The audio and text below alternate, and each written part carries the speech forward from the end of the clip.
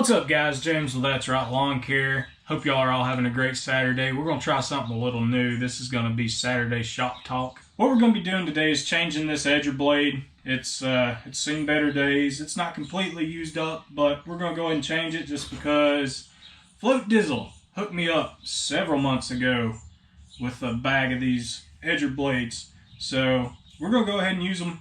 I'm going to go ahead and throw it on here. We've checked, made sure it was the right size and everything before he gave me the whole bag of blades. But I'm going to go ahead and change these up. There's no name stamp on these blades, so these are just some off-brand edging blades. But we're going to go ahead and change it out.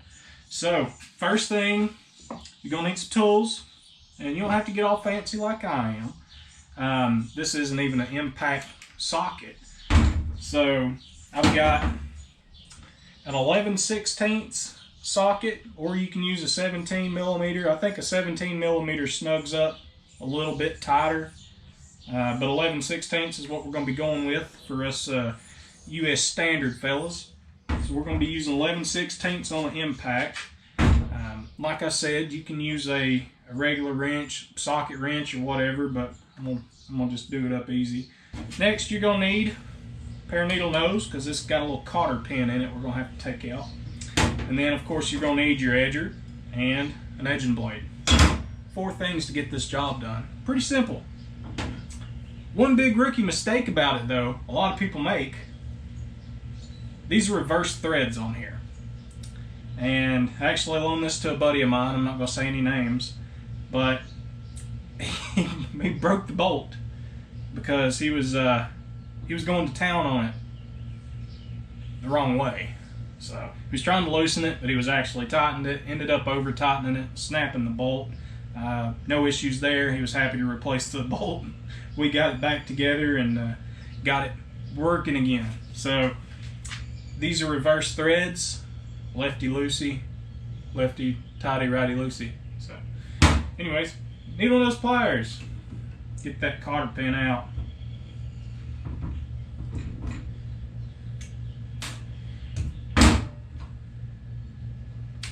We're going to tighten it, loosen it.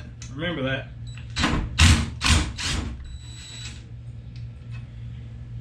Easy come off. Set all your pieces aside. Old blade can go in the scrap bucket, scrap basket, scrap it up.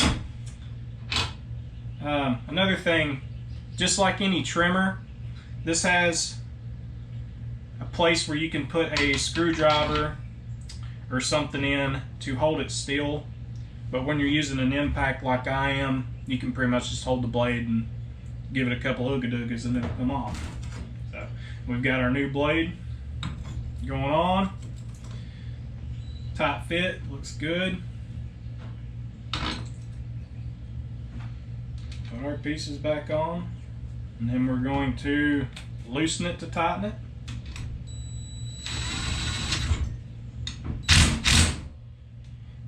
Don't need much. It'll snug up. And then we take our cotter pin and put it back in.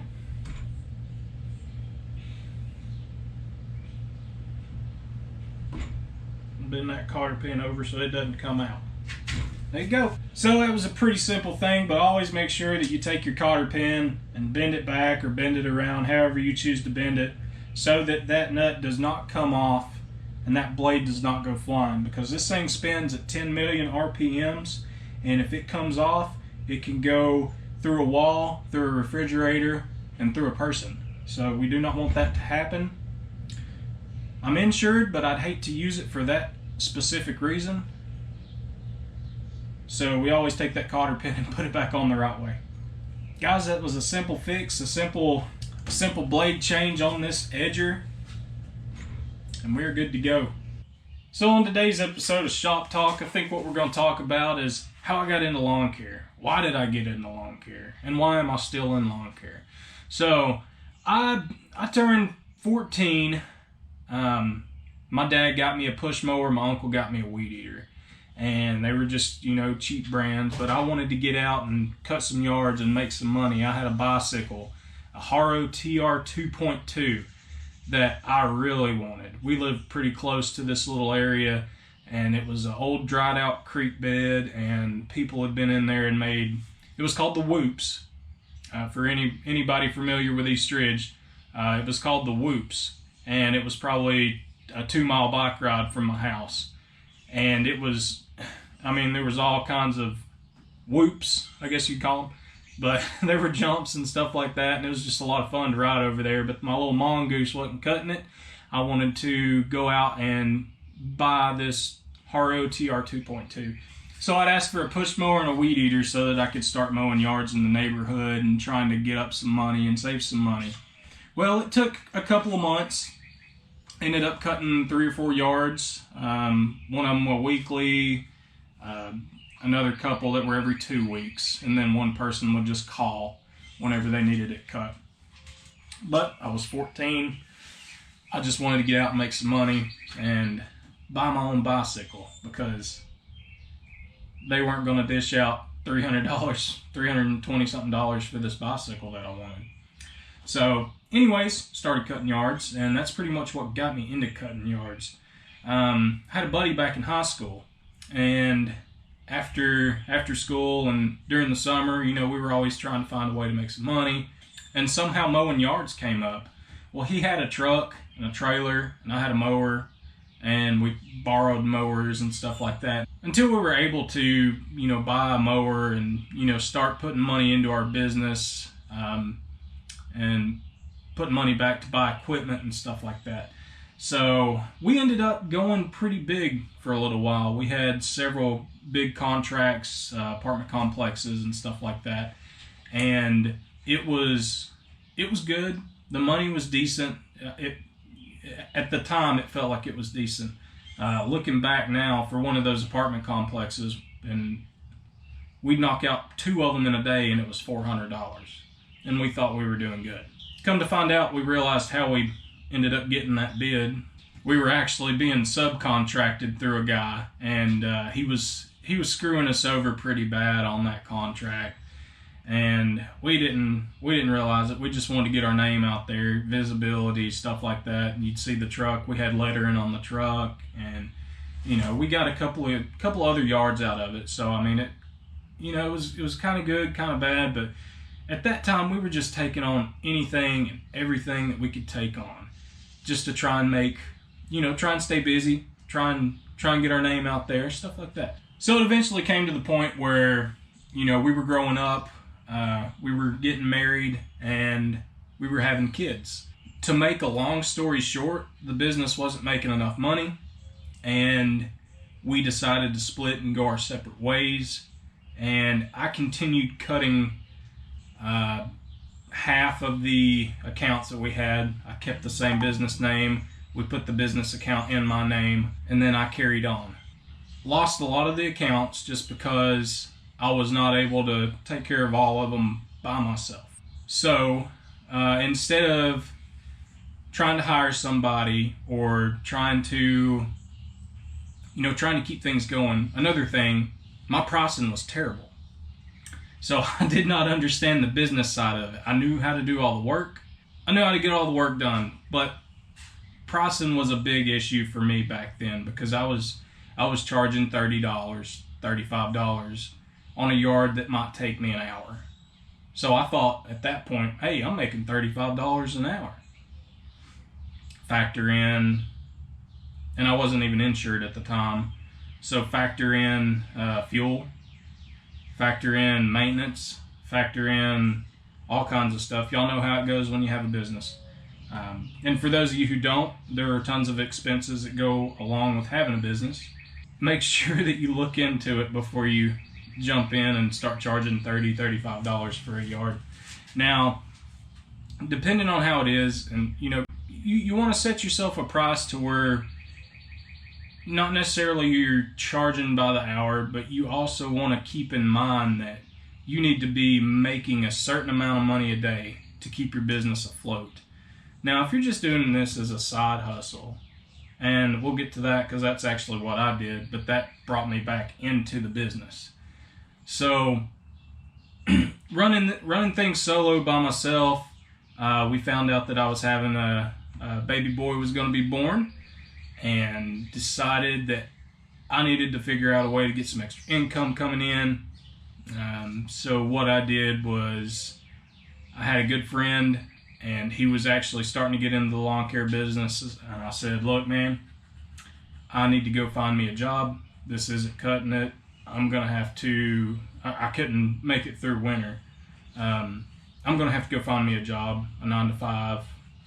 So I gave him all my yards, and I think there were probably 20 or 30 at the time, but route density was key for me there. I had probably 7 or 8 in one neighborhood. I had townhomes in that neighborhood.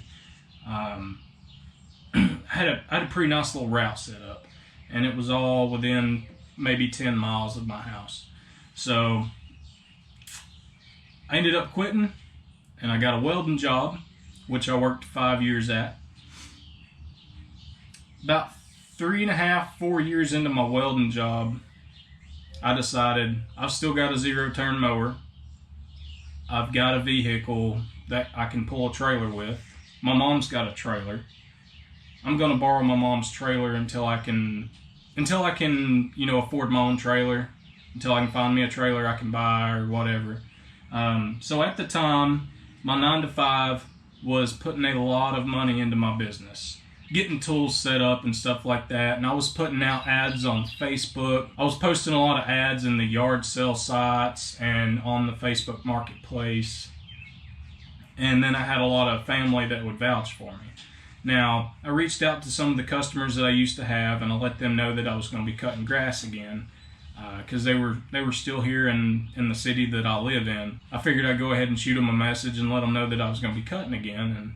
And I got a couple of accounts off of that, and a couple of accounts off of Facebook. And Facebook has been ridiculous. How many of my customers vouch for me? How many of my customers are there as soon as somebody puts up a question in a Facebook group, hey, do y'all know anybody who mows grass? My customers are on it, guys, and I can't thank them enough. Anytime they tag me, if they're my customer now, I'll do them a big solid, and one of them got a free cut. Their first mow this year was free. I didn't even charge them for it, and it was the first mow of the year. So there were several straggler leaves we got cleaned up, weeds that have grown up in beds and stuff like that. Cleaned it up for them and didn't charge them. That's kind of a token of my appreciation to them for vouching for me and for throwing my name out there and trying to get me business. I financed the Skag V-Ride 2 right at the end of 2018 mowing season, and I was happy. I was getting my yards cut quicker. Before that, I had a residential Bad Boy MZ48. It was a great mower, don't get me wrong. It cut grass. I was able to get stuff done, making customers happy. It was a great mower, but it was slow, and it was residential. So there was a lot of times I was replacing pulleys and replacing belts and replacing this and that. And I was like, look, if I'm going to get back into cutting grass, I'm going to get me a good mower. So now I know you've all probably got your mower brands and stuff like that, and honestly, I think when you go to look for a mower, really you're choosing a color. Pick a color: red, green, orange, yellow, blue, whatever it may be. I chose orange. I went with Skag. Skag is a big name. We've got a big Skag dealership here. Turned out to be a really awesome Skag dealership. Really great people work there. I've been very happy with my experience at my Skag dealership. And I went with the 52 V-Ride 2, and I've enjoyed it. It's been a great mower. I still think it's a great mower. It's really nothing compared to the 61 V-Ride 2 with the 37 Vanguard, which we are going to talk about tomorrow, doing our 50-hour review on it. Yeah, so I was working my 9 to 5 job, 7 to 5:30 job, whatever you want to call it, and it got to where I was taking days off of work to mow grass. Word of mouth was amazing. Got a lot of jobs off of word of mouth, and it got to the point where I was using my vacation days to go work, and I was taking points off of work to go mow yards. And it almost got to a point where I said, look, I've bit the bullet on this thing. I've got great equipment. I've got a vehicle. I've got a trailer. At this time, I gave my mom her trailer back, and I bought my own trailer. So I knew it was time to make the decision. Do I want to go full time with this? And it's a really hard decision to make, guys. Any of y'all that are side hustling, I've been there. I know how it is. It's a grind when you get off work at 5:30, get home, load up. You're on the first yard at 6:30 in the evening, and that's rough. When you come up to time change in the fall, and you got to start cutting yards on the weekend, you got to end up those 2 or 3 yards you're cutting a week. Well, that's 15 yards. If you were cutting yards on a Saturday, there's another 10, 15 yards. If you got 30 yards you do in a week, you got to do them all on a Saturday and Sunday.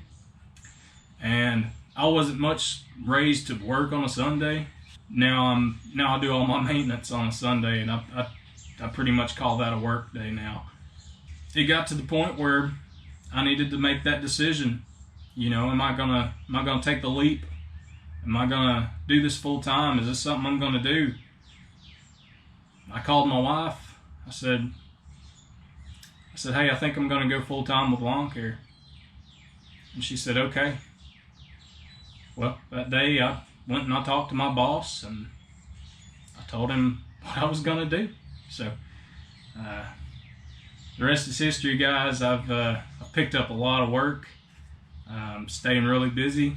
I don't think I'd take it back for anything. I've loved lawn care for more than half my life now. I'm 30, be 31 next month, and this is an occupation that I've kind of always seen myself doing. It's what I've always come to know. Something I've always felt I was good at. I've done a good job with it. I pay a lot of attention to detail when it comes to stuff, and that's what I've been pointed out several times by my customers that praise my work and say I do a good job. They say, you pay a lot of attention to detail, and some people really don't do that. Some people get in and out as quick as possible, and guys, I understand, if you're gonna make a living in this business, you're gonna have to hustle. You're gonna have to hustle, or you're gonna have customers that are gonna pay you, $1,000 to mow their yard. But honestly, though, this business is a hustle. For those of y'all who may be thinking about getting into this business, do some research. Don't ever just go off of what I say, because I may be in a different area. If I'm charging, we'll say $50 a yard, well, you may be down in an area that charges $30 for the same yard, or you may be out somewhere that maybe charges $70 for that yard. So that's why a lot of people on YouTube don't really give out prices, because you can't go off of our prices. We're in different areas. We got different average incomes in our area, and that's pretty much what everything is based off of, is the average income for your area. That's how you know if you're going to make $50 on a yard, or if you're going to make $30 on a yard. So when I say, I was charging $35 for a yard, I should have been charging $55 for that yard, or maybe even more. Who knows? But anyways, I pretty much got my pricing down. I've grown to a point in my business where I do not need every single yard. I've come to a point in my business where I'm not gonna haggle with a customer over $5 or over $10 or whatever it may be. I've got my prices. I can be picky, and I don't have to take every yard. So when you first get started in your business, the main thing you want to do is you want to get work. You want to have work. You'll take on any yard, any job, and I've done some terrible yards. But guys, for the most part, I've been extremely happy with all my customers, as they have been with me, hopefully. There's been several where we've had some words and stuff, but that was over, I think there might have been alcohol involved on their side, and they might have took it out a little bit too far, and accidents happen, guys. You know, you may trim up a flower or two, but accidents happen. I wasn't made aware that there was a flower there. I'm really happy with where I'm at in my business and where I'm going in my business. There's a lot of stuff that goes into owning a business that your customers will never see. All kinds of things that go into running a business. And, you know, that's something at the age of 18, 19 years old, I didn't understand. I knew how to get the job, do the job, and go on. But guys, that's pretty much my backstory on how I started my business, how I got into lawn care, and all that fun stuff. Hope you enjoyed today's video. Guys, if you haven't yet, hit the subscribe button, shoot me a thumbs up, and we'll catch you tomorrow because I'm going to be doing that 50-hour maintenance review on the 61-inch V-Ride 2. Peace! Perfect!